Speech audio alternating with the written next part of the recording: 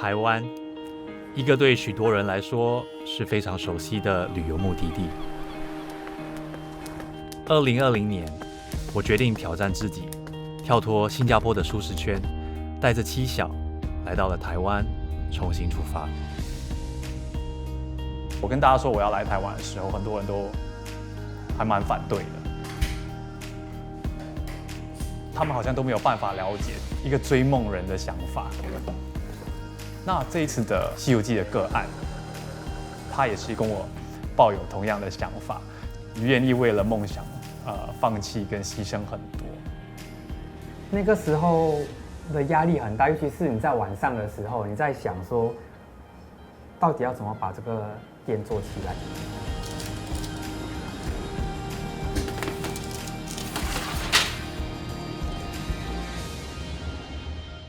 Been through some hard times, so tell me, brother, can we make it through the dark?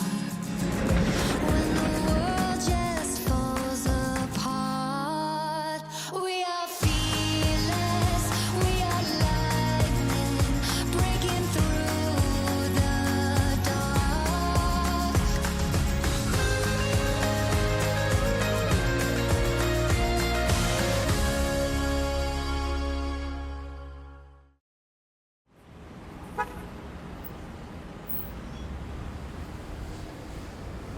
在台北居住了1年，我对这个城市可说是了如指掌。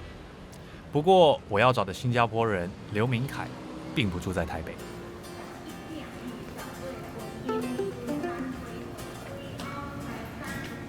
我们现在呢在台北车站，就是这里。然后明凯呢，他在非常遥远的红树林，就是在淡水附近哦。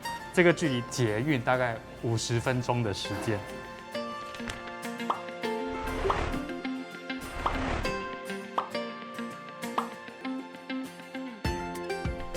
位于新北市西北沿海处的淡水区，由于坐拥美丽山水风光与历史老街，让淡水有着“东方威尼斯”的美名，也是旅客造访台湾时的热门旅游景点。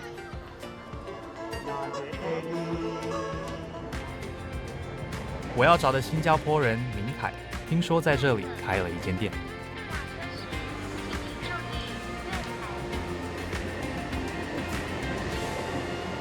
我们现在来到了红树林站哦，然后明凯的店呢应该就在这里附近，但是我跟淡水真的不熟啊，所以还是要找找看，问一问人。Let's go。Hello， 不好意思，我可以问你一下，我在找这个地方，38巷35弄，你知道在哪里吗？好像是在那个方向，然后那边吗？对，那边有个路牌。终于找到了，可是现在店在哪里呢？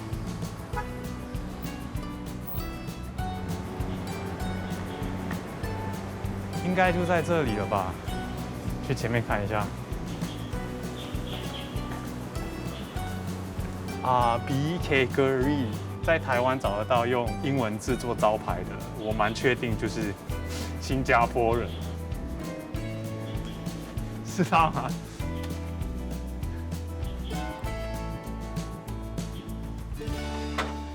嗨，你是明凯吗？是，我是。哦，好年轻哦 ！Hello。哎，哇！一进来我就闻到一个 pandan cake 的味道。31岁的刘明凯怀抱着一个甜点梦。19岁自烘焙学校毕业后，就一直在烘焙业发展。2019年，他被公司派驻到台湾。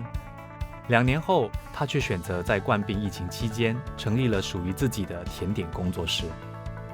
想要先脱离我的舒适圈，那是对我自己的一个自我挑战。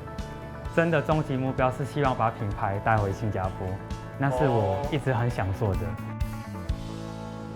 做pandan cake，我比较喜欢就是用真的pandan叶子来制作。这个是新加坡在台湾最红的蛋糕，就是这个。我们叫pandan cake，他们叫绿蛋糕。我先告诉你，我老婆都叫我厨房智障，所以你自己小心。没有过了今天就不是了。哇，很香哎！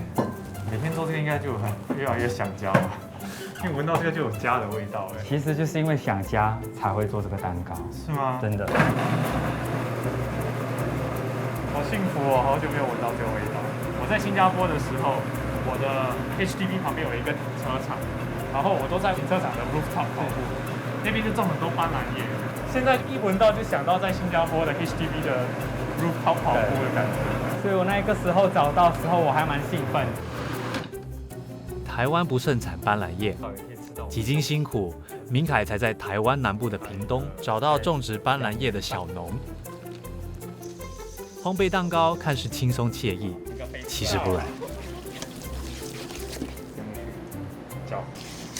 它不是我想象中的那种，就是很温柔的那种做蛋糕哎，这个是要力气的。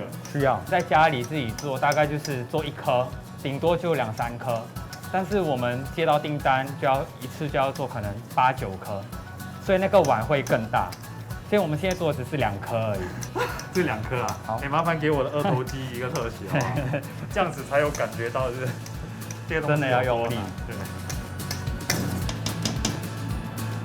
一个好问题就是因为有很多订单。好，大概这样就可以进烤箱了。 OK， 好，小心烫哦。好，我开了你才告诉我。突然想到，好 OK， 调时间25。哦耶，来了。是要让你闻一下香味。哇，我闻一下。对对对，真的有那个香气。哦 yes。对。哇，它粘得那么紧哦。其实这个蛋糕烤出来，除了它放凉之后，你还需要放至少3到5个小时才可以脱模，会比较好。耶，就这样。切的时候一定要，还要讲究，因为它是你来，很讲究。你有没有看到这样子，它就不会破坏到那个蛋糕吗？真的。跟明凯一起做蛋糕的过程，我就发现他其实是一个完美主义者，每一个步骤都非常的讲究，对工作有热忱。确实。哦，你们自己看，会吃班丹的人都知道。哦，很好吃哎！你还有吗？可以买回家吗？你为什么会把你的这个蛋糕店叫做 RB Cakery？ 我阿公在1973年创立了 RB Contractor， 他在新加坡是做建筑、做装修的。一方面我想家吧，我觉得用这样的名字会比较有意义。然后也想要传承他教会我们的一些精神。可能他在工作说不能偷工减料啊，我们做事一定要认真啊，一定要老实啊。不过让明凯深感遗憾的是，工作室才开张1个月，阿公却因病离世。因为疫情，明凯无法返回新加坡送阿公最后一程，他只能把心中的悲伤化为继续前进的动力。那个时候的压力很大，尤其是你在晚上的时候，你在想说，到底要怎么把这个店做起来？因为它不只是我的店，它是我用我阿公的名字去命名的，所以我不能丢他的脸嘛。其实那个时候我也给我自己这个压力，就是我就是要用阿公的名字去打响我这个蛋糕的品牌。那也希望他在天上可以看得到他的孙子有做得还不错。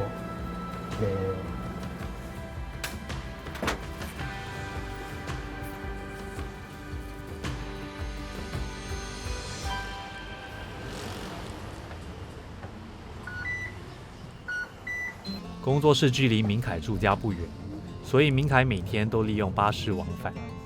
今天的工作结束后，我也跟着明凯一起搭巴士回家。到了。哦耶！很快啊，很快就到了。它虽然是说6、7个站，但是它的站是蛮紧的。我到了。比较短。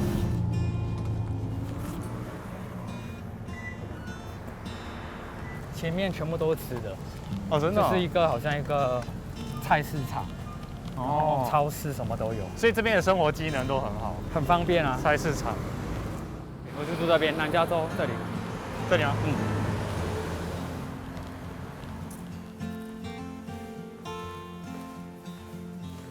哪边？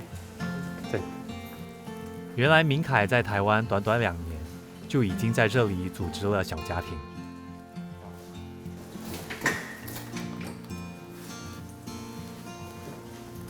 知道我儿子睡了吗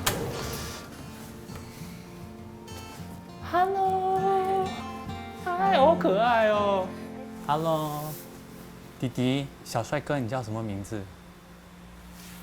魏玉香，罗玉祥。嗯，宇翔弟弟，你可不可以带我参观一下你的家？有什么特别的东西可以给我看的吗？好，真的？那你带我，你带我。我们去。在里面。在里面，戏都给你抢光了啊。当初明凯之所以会想来台湾追逐甜点梦，也是因为一段远距离的恋情。明凯在网络上认识了太太林姿瑜，发展了恋情。两人虽然长久分隔新台两地，却能开花结果。那你们交往多久之后才决定结婚？ 3年多一点。对，2、3年才是。求婚应该不是用电话吧？求婚，我觉得是我目前做的最浪漫的一件事。分享，对不对？那个时候就是善意的谎言骗他说我今天要工作，跟他朋友就是私底下联系好，要在他最喜欢的铁板烧的餐厅跟他求婚。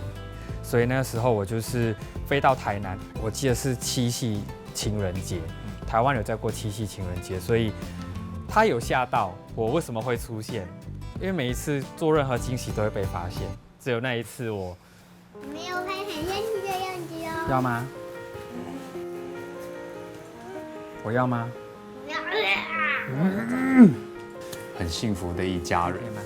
我刚才在他的工作室里面看他自己一个人要花那么多时间的努力，我一直在问我自己，他的动力到底是什么？那回到他家里呢，看到这么可爱的小孩，然后这么幸福的一个小家庭，我其实觉得我可以明白他努力的动力是什么。1、2、3。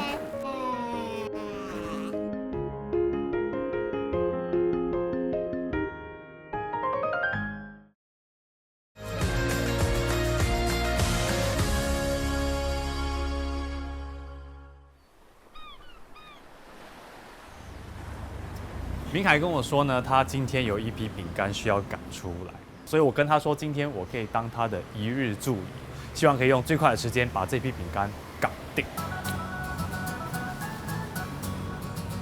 明凯 Hello， 早安。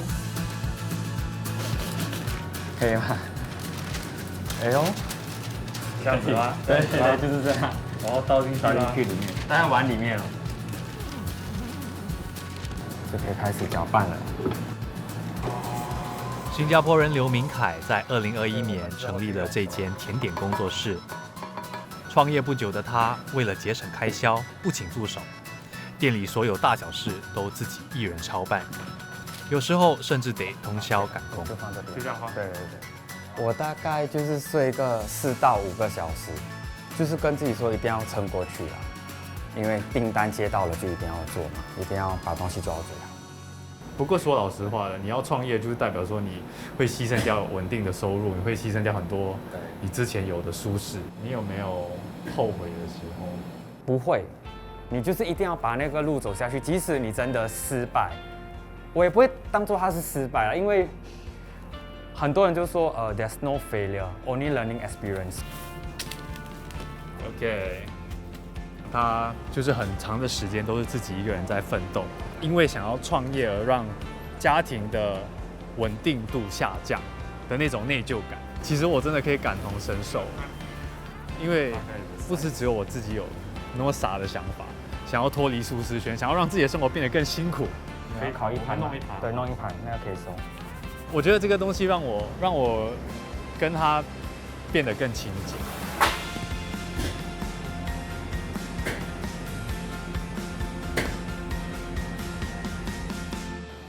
Yes，好，烤出来了，最重要的时刻来了。对，我选这一颗。蔓越莓比较多的。对， OK 吗？我也想吃。哦，这颗蔓越莓超多，开始吃出你的风格哦，不会太重口味，对，就是一个舒服自然的感觉。我有说对吗？我其实是偏向你讲的那个，像比较舒服，然后不会直接有很重的口味，就是它慢慢，可能你吃的时候，它慢慢的味道才会出来。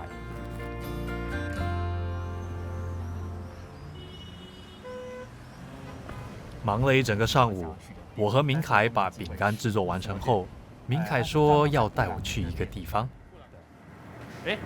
到了， Coco Brownie 这间吗？就是这一间。哇，很妙。我们要先扫这个，扫一下。偶尔，明凯也会利用休息时间去其他甜点店家观摩与试吃。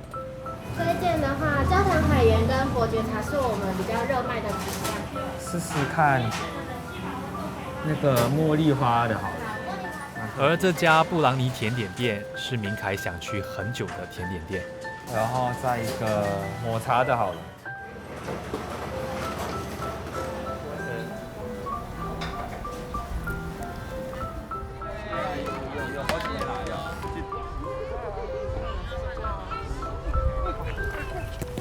我还是第一次来这里耶，我其实只来过一次，是吗？只来过一次，跟家人。环境不错。耶，哇，真的很香哎。来，这盒你的。好，我的一打开就是酒的味。都是酒的味道。我觉得有酒的蛋糕特别好吃哎。是。哦，好，那我们来开动。我吃一下他们的原味。如何？它是很绵密的那种，跟我想象的 brownie 是不太一样。也是好吃，但是口感我很少吃过这样的口感。刚才我看你在那个店里面的时候，你看这些 brownie 的时候，你的眼神是这样发光吗？就是哇，真的很认真，然后很有兴趣一样。对。明凯对布朗尼情有独钟，其实是因为布朗尼改变了他的一生。少年时期的明凯，因为觉得自己得不到父母亲的关爱，而成为了学校里的问题学生。其实那个时候才15、16岁，我也不知道我的方向在哪里。然后其实是到了我已经留级了嘛，那个时候其实也很疲劳，然后被学校 public caning，就是全校。你这样子真的就是已经在学校就是出名的叫得出坏蛋的小孩了，对不对？对，就是会在那个排行榜里面的。就在学校假期间举办的烹饪课程里，明凯开始接触到了烘焙。那个时候其实是一整年在我学校最乖的5天，没有闹事啦。直到了最后一堂课 ，chef 就说我们今天就做 baking， 就烤这个布朗尼，我就直接接触到了烘焙，也激起了我的对烘焙的那个兴趣。所以慢慢的，我在每个周末我都没有出去捣蛋，我就是6日都在家里，每一次都做布朗尼。所以我那个时候就想说，那好，那我决定想要报读 Shadek， 我就去念了烘焙学校。一个烘焙课程让一个叛逆少年找到了人生的方向。但是毕业后，明凯在追寻甜点梦的路途走的也是相当艰辛的。其实底薪一开始就是很低嘛，很多人都熬不过的。那个时候为了维持我这个梦想要生活嘛，就是打2份工哦。其实刚才听到明凯在分享他的故事的时候啊，我其实还蛮有感触的。我也发现，就是其实世界上真的还有很多人愿意为了梦想，愿意为了家庭，真的付出很多。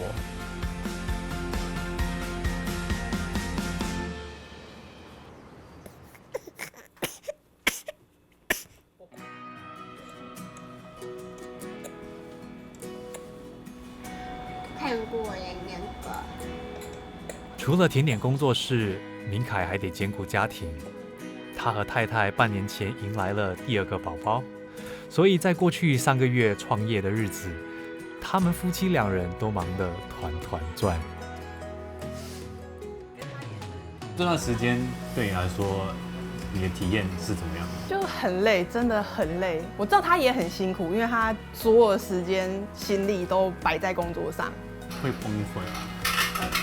常常。可是每次我崩溃的时候，幸好都还有他啦，就是他，就算他下班很累回来，他还是会帮我做家事。哇哦。对。那他做这些，你还是有感动吗？有，觉得幸福感。对。幸福的微笑，你看，其实大宝的时候，虽然他是就是帮别人做工嘛，他时间就比较稳定，所以几乎他有空，他就是带小孩。他下班回来，我就可以全部丢给他，然后我就休息。这句话你千万不要让我太太听到哈，破坏市场会很惨。哎，怎样？怎么了？弄好了，弄好了。没有，我们是说你好话哦。我相信你们。吃冰。OK。就跟你太太聊一下，就是你们刚来到台湾时候的生活。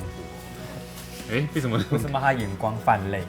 有一点担心。他是感动的泪水，感动的泪水。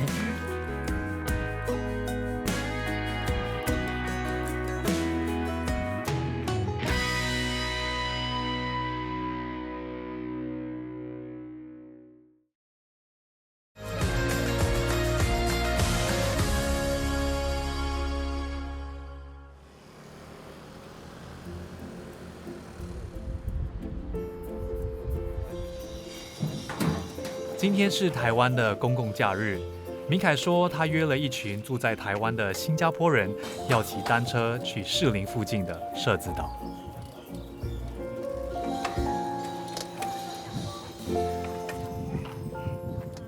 Hello， 嗨，哦耶，嗨，你好，我是 Andy。Hello Andy。哎，都是新加坡人吗？台湾人举手。哦耶，台湾人好，你们半个新加坡人了。对。社子岛是个位于基隆河与淡水河交汇处的沙洲。正处于创业阶段的明凯，几乎每天都要到店里报到。今天是他自创业以来难得的第一个休假日。而他和这些来自各行各业、不同年龄层的新加坡人，是透过社交媒体结缘，因为共同有着对新加坡的思念而相识相知。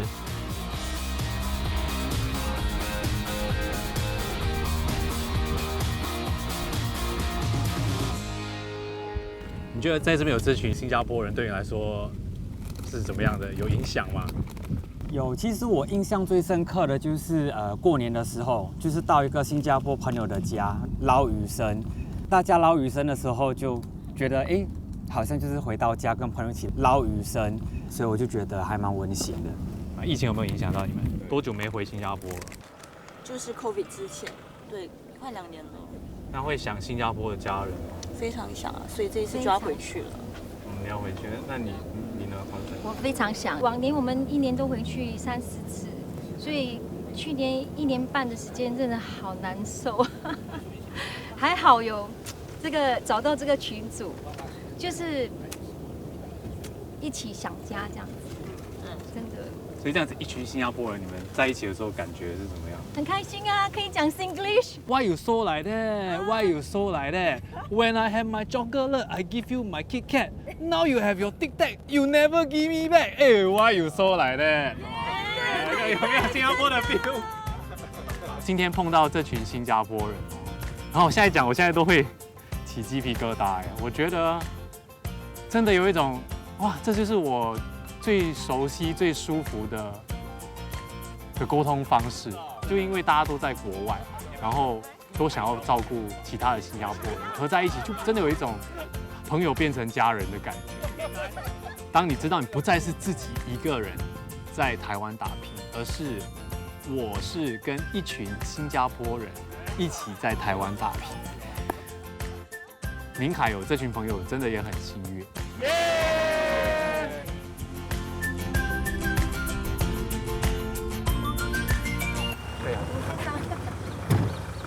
除了骑单车，大家还相约晚上在 Constance 的家聚餐，而我也悄悄地计划了一个惊喜要给明凯。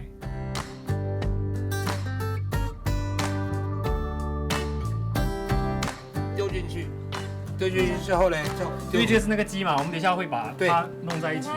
先弄米，然后先把这个丢里面来。新加坡人陈美英 Constance 11年前嫁到台湾，她和丈夫陈东宝在台湾经营旅行社。因为疫情，让他们原本忙碌的日子按下了暂停键。因为疫情，我们就一直时不时的有机会就是可以聚，我们就聚。我们都会去支持在这里做生意的新加坡人，跟他们一起真的有家的感觉啦。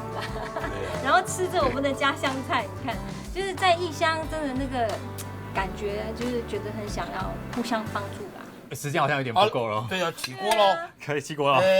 赶快查我们的。先把你的马杀鸡拿出来啊。Yes。熟了。哇，闻到味道了。然后这鸡我们先放一边，等它。好吧。这个我们要不先切一下，不然他们来了看到我们的惊喜。这样子切嘛？对。它没有骨头。没有骨头，皮不要破啊！对，哇，给我压力，好，这刀很利啦，那刀真的很利。可以。摆盘我自己来了。噔。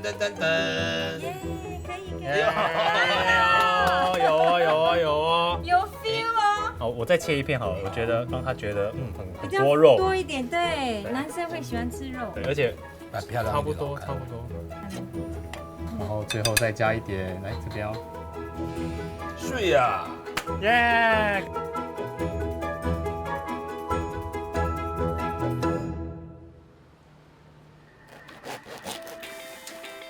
晚上聚餐时刻，大家各自带来了许多新加坡美食，而我已迫不及待想为明凯献上我生平第一次煮的海南鸡饭。Hello， 嗨，你带banana cake来啊？对，你可以在外面等我一下吗？可以。你在外面等，先不要进来。啊，没有什么啦，不要那么紧张啊，你在外面等我一下，我现在过来。希望不要太大了哈，为你做了一个小小的惊喜。哇！我先告诉你哦，我是厨房白痴，你知道吗？我都没有帮我老婆煮过饭。你用 iPower 我都没有，这个是我煮的。真的吗？真的，就是我亲自煮的，所以你 expectation 不要 OK， 不是文东记哦。不过我已经尽力了，我尽量做出新加坡味道，看你。很感动，有闻，没有 kiss 啊，没有 fly kiss。好，坐下来，我们来试试看好不好？好。哇！吃吃看辣椒的味道怎么样？我先，因为我都会很喜欢这样子吃。辣椒不会是你自己弄的吧？辣椒不是我自己弄的，没有厉害到这样。是好吃的鸡饭，是好吃的鸡饭。其实像拉沙啊，或者是卡瑞窝，也是我很爱的。我还在新加坡的时候，只要是我有去阿妈家，她一定会煮好卡瑞，然后我一定会就是淋在饭上面，然后就一起吃，就觉得哇，不知道什么时候可以回家。对，想家，很想家，想念家人，然后阿妈，尤其是大家聚在饭桌上一起吃饭的时候，然后那种感觉，对。看着明凯因为吃着我为他煮的鸡饭而想念起新加坡的家人，很有成就感的同时，也希望明凯能吃到我里面满满的心意，从中得到一些慰藉。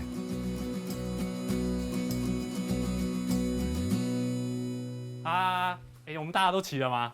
都齐了。那我们可以开始登台。开动。等我 ，OK， 来看看有什么好料哦。还有，辣死你妈！辣死你妈！辣死你妈！我们还有滑蛋和，就是滑蛋，就是好烦。台湾，你居然买得到好烦，我快哭了！要不要打开来看看？其实我很惊讶，我自己居然会有这么多情绪。我觉得不止快乐，而且很窝心。家乡味没有这个真的就是新加坡家里煮的，你外面也买不到这个味道的。你怎么？你帮我介绍我的啊？对，他没有介绍他。这是我们方家的地方。哦，真的哦。那个新加坡女婿煮的肉骨茶。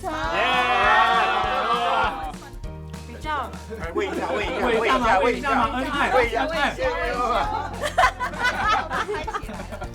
真的哎，哎，真的没有我老婆好哎。对，好会讲话，学一下，学一下。今天这样子的聚会啊，我发现，不管你走得多远，不管你离开多久，你还有你心中永远都有一部分都是跟你出生的国家紧紧相扣在一起。最懂的来了，看起来就是个盒子嘛，到底是什么？哇！你知道现在在新加坡看的一些观众，他们一定在想啊，不就是榴莲？我们这些人干嘛？离开了。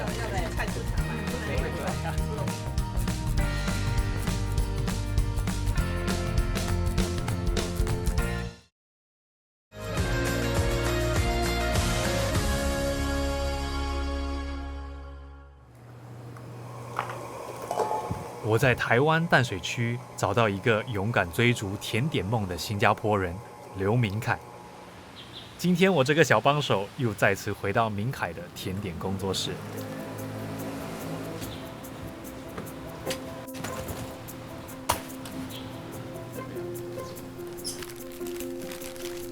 你帮我 hold 住一下。好，我这样子拿，这样子好。这个打翻的话就我会哭出来。为了能让顾客品尝到最新鲜的糕点，明凯都尽可能在制作完成后第一时间就送到顾客手上。6片，6片恐龙都是恐龙的哈。对 ，OK， 然后其他的呢？其他的都长颈鹿，只有这2个是恐龙。就这样特别的是恐龙。那个人客人他想要恐龙的。哇，这么个式化的哦。所以你就放中间就好了。中间这样。对。从烘焙到包装，处处都能看到明凯的用心。哦，是在它上面。对对对。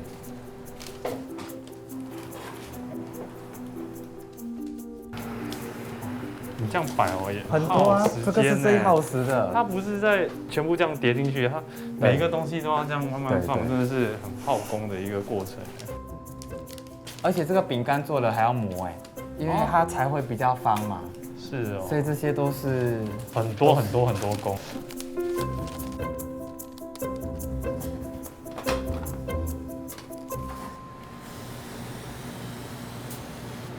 就是让它冷却。对。饼干礼盒包装告一段落之后，明凯接着赶紧制作待会要一起送出去的泡芙塔。这个泡芙塔其实是要送给在台湾的一位特别贵人。这位贵人听说是台湾演艺圈里的一位前辈。他第一次来新加坡表演的时候，是1982嘛，那个主持人是陈树成大哥。哦，对，那时候1982好久了，我都还没有生。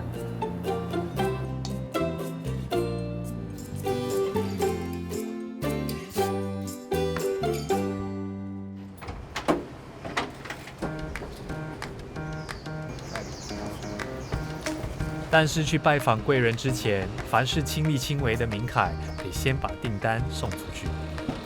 大哥，你等我们一下下哦。好。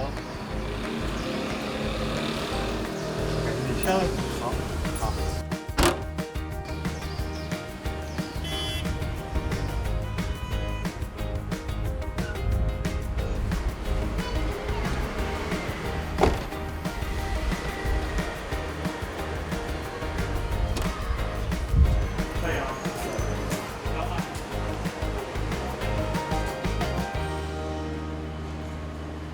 饼干送完后，我们马上提着明凯做的泡芙塔去拜见一直给予明凯很多支持的曹希平大哥。对，就是说，明凯是透过社交媒体认识他的这位偶像。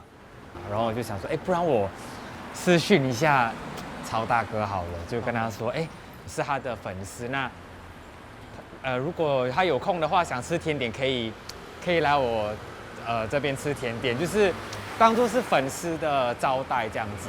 然后没想到他就有回应我。是哦。对，然后我们的算是缘分就从那个时候开始。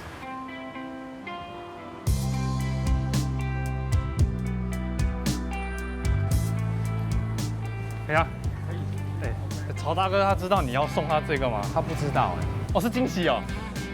你知道他的店在哪里吗？应该就在这里附近。好啊。曹大哥。哎，曹大哥。曹大哥。你好，你好，你好，你好。来，请进，请进。干嘛突然站掉？心意。干嘛呢？心意啊。要浪费钱。没有。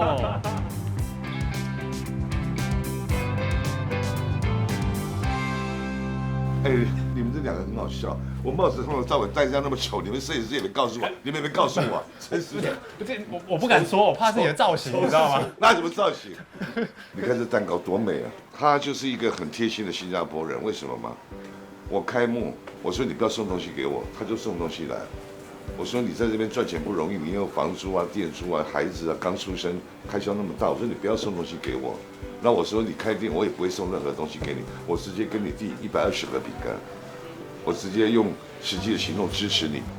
很多朋友吃过都说很棒，这是我很骄傲的事，因为我可以把它好的那个饼干介绍给大家，大家再去跟他购买。一开始他是粉丝嘛，然后又是一个新加坡人，这样，为什么你会想要就是帮助他，然后花那么多注意力跟心思在对？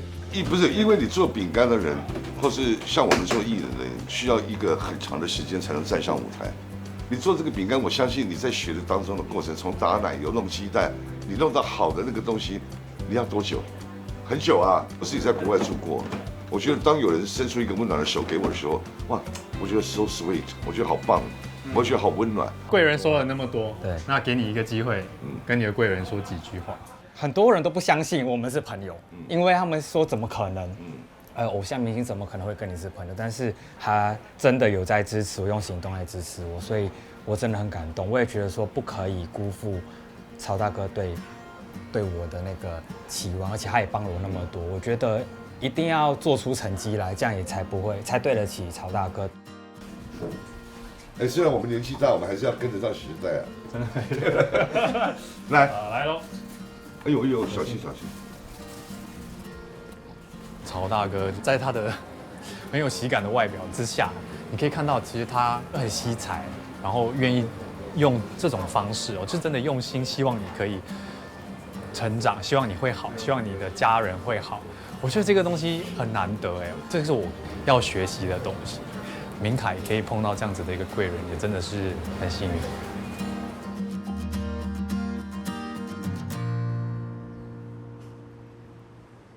今天是我在淡水的最后一天，我也为明凯准备了一份特别的礼物。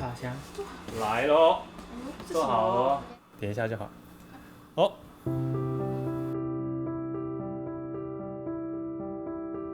希望你会延续我们阿碧的精神，在台湾发扬光大。 Hi Juju.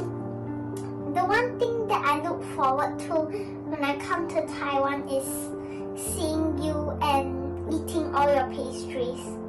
I miss you a lot. Stay safe. 知道你要在台北自己开店，都为你感到很兴奋，因为可以让更多人尝试你新制作的糕点。虽然生意才刚起步，一定会很辛苦，但你不要忘记你有我们家人的支持。创业不是一件简单的事情，但是我相信你能够把它做起来的。希望这个疫情可以快点稳定下来，让我们一家人可以去探访你们。明凯加油！明凯曾邮寄过饼干，想给阿嬷和家人品尝，结果寄到新加坡时已全部摔烂。为了弥补明凯心中的遗憾，我们瞒着他把饼干完好无损地快递回新加坡。就一直很担心说饼干会不会摔烂，因为我们之前有寄过。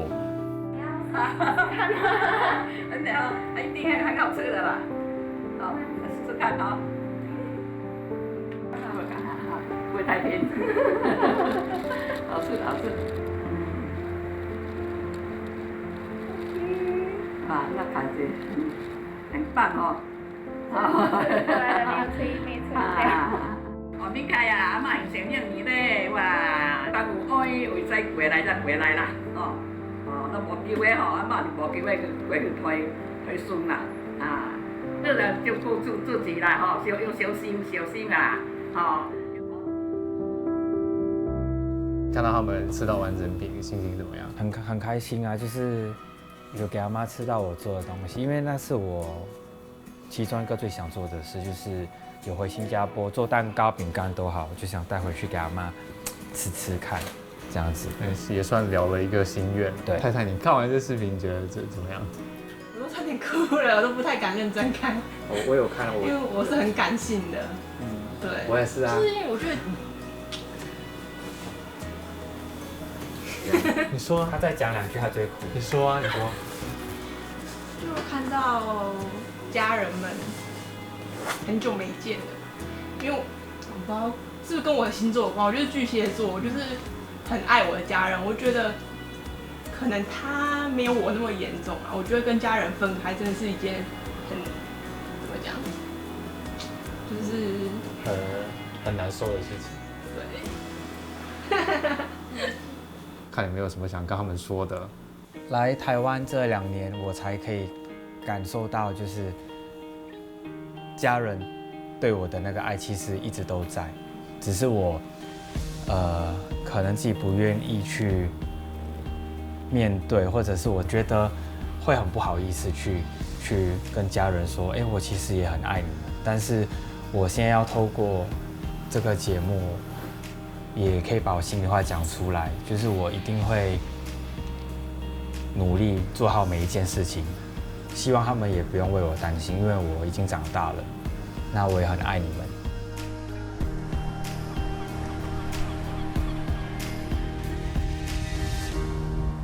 哇，这里很舒服哎。对啊，风比较大。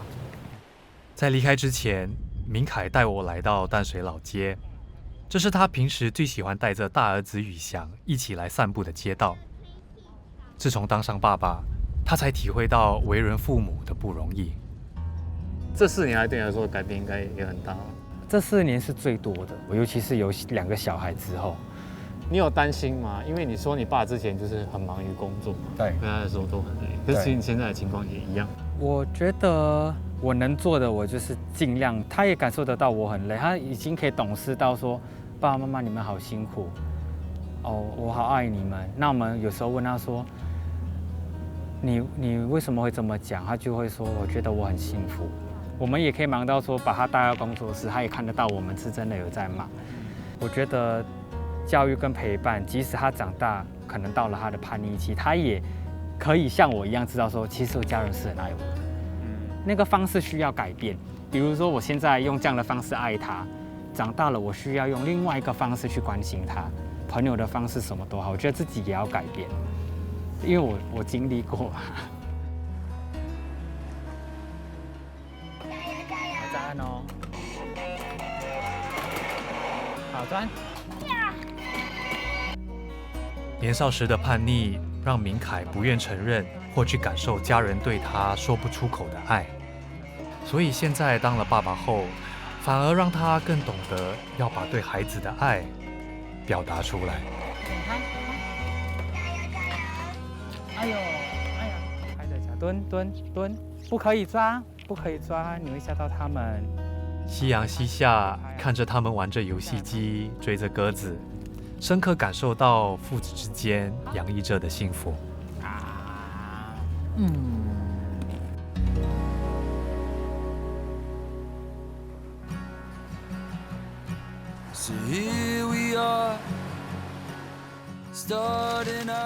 这段时间以来跟明凯的相处，我们聊的很多都是哇，在台湾其实多辛苦啊，创业多辛苦啊，然后还要养家，然后又想要边追梦边照顾家里们。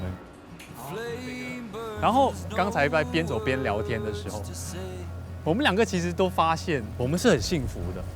我们活在一个富裕的国家，允许我们可以离开自己的家乡，到别的地方追自己的梦想。甚至组织家庭。虽然努力的过程是辛苦的，但是我们可以做出这样的选择。我们觉得，其实我们应该要很惜福。然后在辛苦的当儿，其实每一步他做的每一个蛋糕，我拍的每一个镜头，都是苦中带甜的一种滋味啊。Cheers。 Then have enough, you never know if it's gonna stay.